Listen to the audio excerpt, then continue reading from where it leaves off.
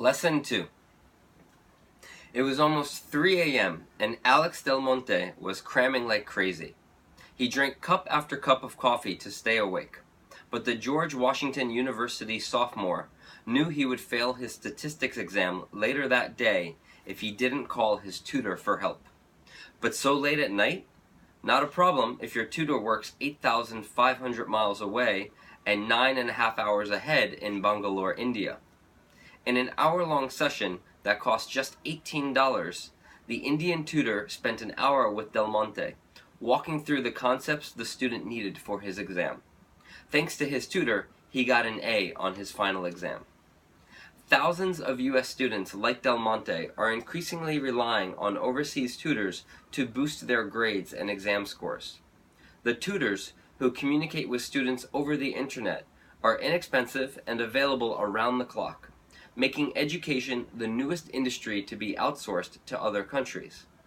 Tutoring companies figure, if low-paid workers in China and India can sew your clothes, process your medical bills, and answer your computer questions, why can't they teach your children too?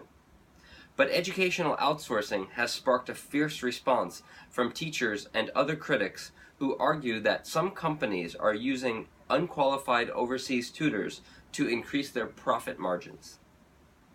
We don't believe that education should become a business of outsourcing, said Rob Weil, a deputy director of educational issues at the American Federation of Teachers.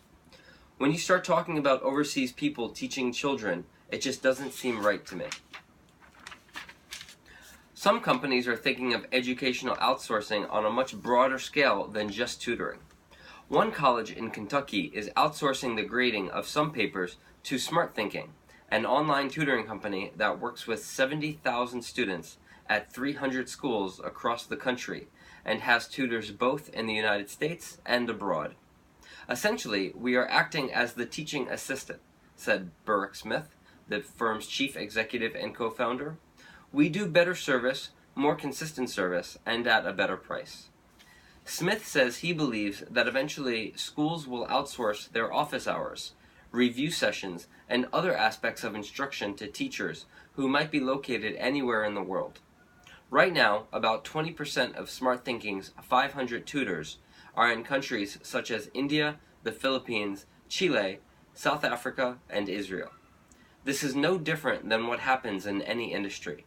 Employment moves to low-wage countries, Smith said, and that leads to the democratization of education, because the lower prices for tutoring mean the rich and the poor can have access to the same services.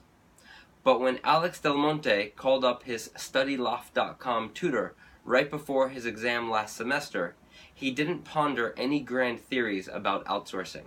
He just wanted help.